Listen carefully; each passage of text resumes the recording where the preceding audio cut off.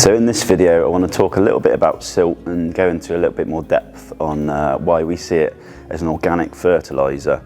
So we'll be going down to a couple of the ponds and really just trying to understand why it's an asset to your fishery rather than a liability. Obviously silt is, people are a bit concerned about silt and often look for dredging and solutions to getting rid of silt, and I want to teach you a little bit about how we can use silt to our advantage and how you can use it as to fertilise your fishery, because at the end of the day it's an organic fertiliser.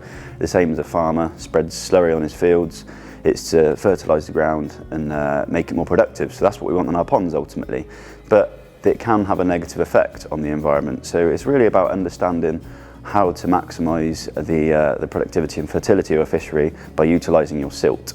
So before we get on the ponds, I'll just explain a little bit about the processes that are needed to break down silt. And it's all through bacterial digestion.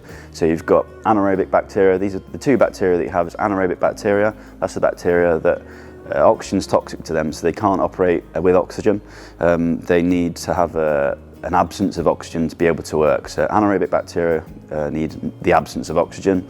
Aerobic bacteria need oxygen. So aerobic bacteria need oxygen in the soil to be able to break down the organic matter, whereas anaerobic need the absence of oxygen. So the problem with anaerobic digestion is it produces methane and carbon dioxide. So these are the real gassy sort of sulfur containing gases that when you're walking through a big black bed of silt, that's the really sort of toxic smell that you get in there, is that's from the anaerobic digestion within the silt, meaning there's no oxygen in there. That's where you've got your anaerobic breakdown, your anaerobic bacteria breaking that down.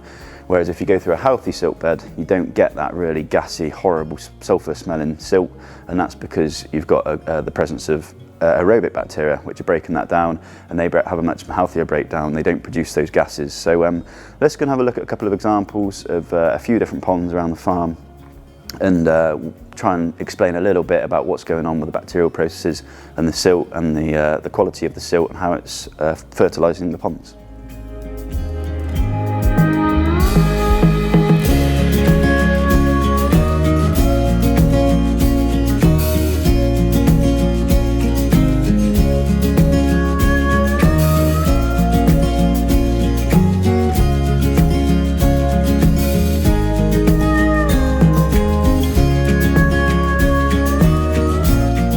Here we've got an old farm pond, horrible pond, very fertile and productive.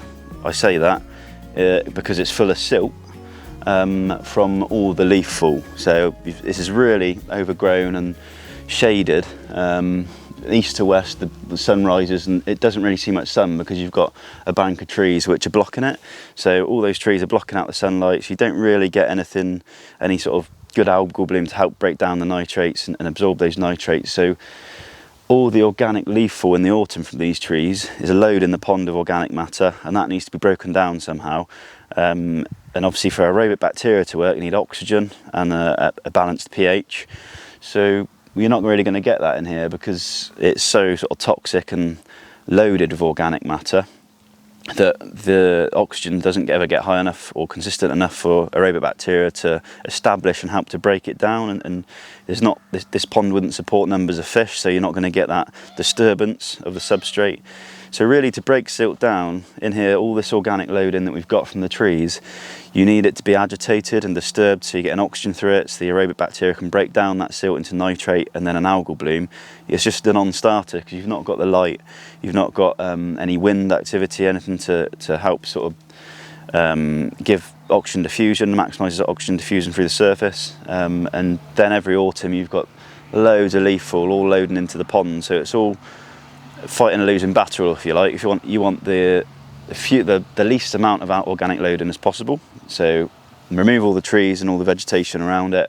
That would stop minimise the organic loading, and then that will maximise the sunlight and wind exposure to help to give the aerobic bacteria what they need to help breaking that down. So you can imagine with the leaf fall dropping in and settling on the lake, on the bottom of this pond every autumn, it's layering up. Those leaves are stopping the oxygen from diffusing into the deeper layers of the silt. So the deeper layers of the silt are very gassy and very black and very toxic and very smelly, and that smell is the anaerobic digestion. So without oxygen in the deeper layers of the silt, that an anaerobic bacteria is working, because it only works in the absence of oxygen, as we already explained, and they are producing methane and carbon dioxide, which is biogas effectively, and that's the sulfuric sort of gases that are really smelly and toxic and nasty. It's the silt stains your fingers, and looking through the silt that I just scooped out with a net, there's no life in there. There's not anything, any invertebrate life, any bloodworm or anything you'd expect in a pond like this, when people think, oh, there's loads of natural food in there, there's so much, you know, breaking down. It's not. It's really sterile, and that's because it's just a toxic environment. The oxygen's going to be pretty consistently pants. Whereas if you opened it up, knocked all the trees down, and agitated it with a good paddle wheel aerator, would be really good in here. If you knocked all the trees down, put a paddle wheel aerator on it for a summer, that would help to agitate the silt. Then the silt would start to break down, because you've got oxygen from the aeration, and then the aerobic bacteria will start to break down the organic matter into nitrates and nitrites that would be used by plants, algal blooms, and start to absorb it, and then you've got a really fertile environment then. You might need to put a bit of chalk in this pond, but you'd need numbers of fish to keep that agitation, and that aeration would need to really sort of start agitating it. They're like a composting toilet, basically. You're agitating the shit to degas it and get the aerobic bacteria to break it down into something that's much more friendly and, you know, less toxic and smelly. It turns it into a compost which can be used as a fertiliser, and it does that by aerating and degassing that excrement, if you like. So that's basically what we're trying to do in our pond, is really try and agitate it, get the oxygen into the silt to get that aerobic bacteria to break down the organic matter into something that can be used by plants and vegetation and fish. So yeah, at the moment this pond really wouldn't support many fish because of the oxygen, but you could use that silt, and this is the whole point of the video, is to activate that silt. You'd need to get oxygen into it to get that aerobic bacteria to break it down, but then you'll get lots of nitrites and nitrates which need to be used by an algal bloom. For an algal bloom you need the sunlight, and you need to plant it as well, so the plants would help to absorb that nitrate, otherwise you get a real aggressive algal bloom. As I said, you might need to use a bit of chalk to help to buffer the pH, and then it'd be a really productive pond, a really good pond. But yeah, with these trees as they are, blocking that sunlight and loading the pond of organic matter, there's no wonder that it's so horrible and black and gassy. So let's go on to a nicer pond now, somewhere which is a thriving environment and a real fertile pond for growing fish.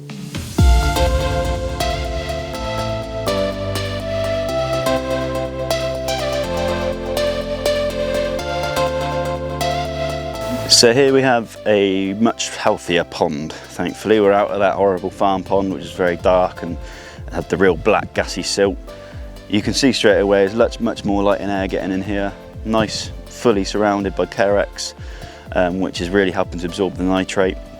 And this is how you manage your ponds in the favour of aerobic bacteria. So aerobic bacteria want lots of oxygen, they want temperature, so it needs to be warm, and a nice neutral pH, which we've got all of that in here.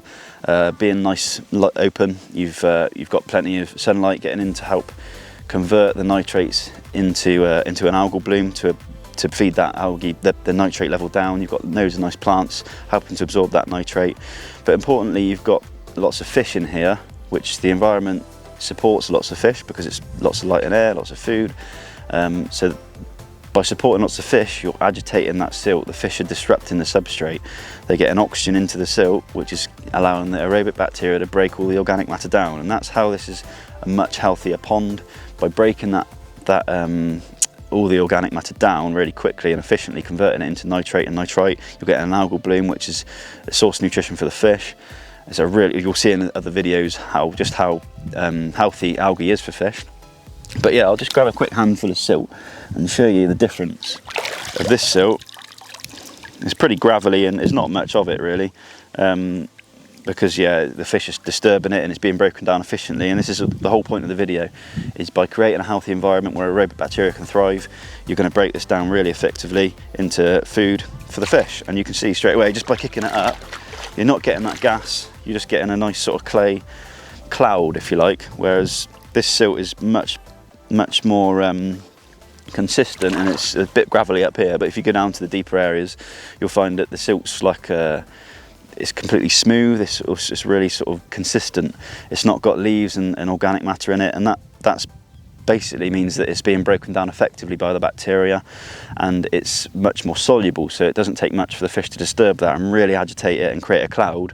And getting that silt clouding up is getting oxygen right through the particles to help it break down into algae, which is healthy for the fish and makes for a much more fertile environment. And it, as a byproduct of that, you get lots of invertebrate species, lots more bloodworm. Obviously bloodworm need oxygen, and lots of invertebrates that live in the silt need oxygen. So that's why in the previous example, we weren't seeing any natural food in the silt, because it was so black and toxic and gassy, and there's no oxygen in there.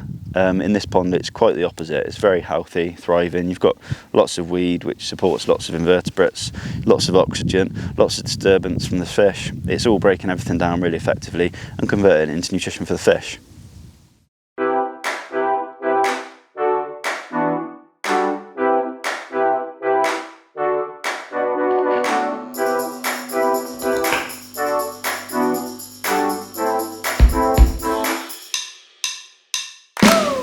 So to recap, the things you could do in your management to improve the efficiency of the aerobic bacteria and the breakdown of the silt to fertilise your lakes is, number one, remove your trees. The more tree cover you can remove, really from the sort of the southern and easterly bank, the southern and the westerly banks, sorry. So when you get the sun rising from east to west, those are the shade casting trees on your southern and westerly banks are going to be casting the shade over your water. So those are the trees you want to focus on, because obviously the prevailing winds normally come from the southwest.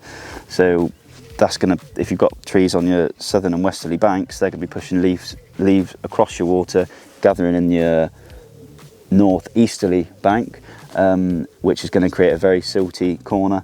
And those are normally the most gassy and toxic. You know, when you walk through the corner of a lake, which is the windward corner, where all the leaves and everything ends up at the end of the autumn. If you walk through there, you normally get that gassy sort of methane, eggy smell, which is the sulfuric gases in there, which is produced by the anaerobic bacteria. And also you get it in big beds of Norfolk reed. They're very gassy and black and containing that sulfuric gas that's produced by the anaerobic bacteria. So yeah, going back to what you can do in your management, removing those trees, particularly southwesterly, to maximise your sunlight exposure to help break down those nitrates and produce an algal bloom, which is going to feed off of that nitrates that is ultimately being produced by your aerobic bacteria.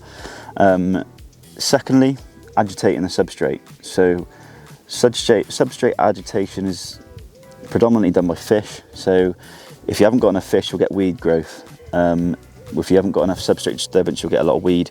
So if you've got a lot of weed, manual removal of weed with weed rakes. That's what I do in my ponds when I get a lot of weed, is as often as I can get the weed rake out, and that's just going to help disturb that substrate, get the weed out and get oxygen into the silt and help it break down, get that aerobic bacteria refiring again to break that down into an algal bloom ideally.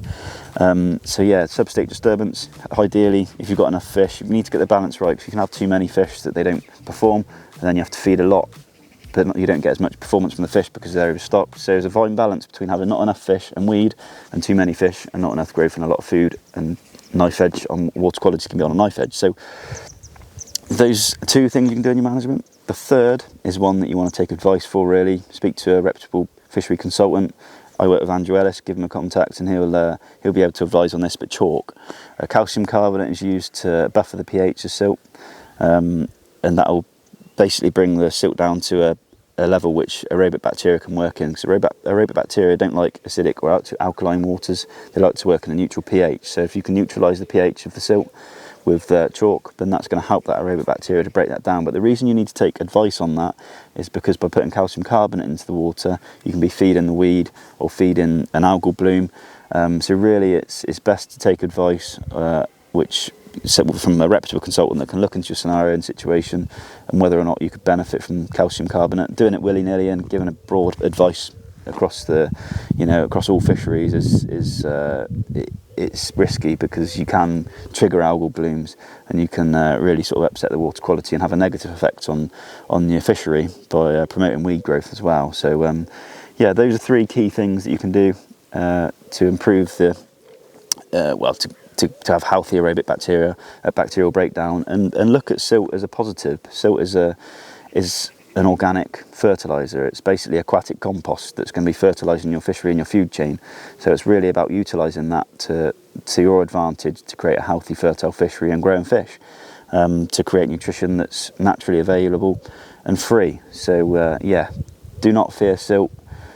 Manage your fisheries to optimise the silt breakdown, and you'll have very healthy fisheries and very fertile ponds and flying fish that will grow very fast. All the F's.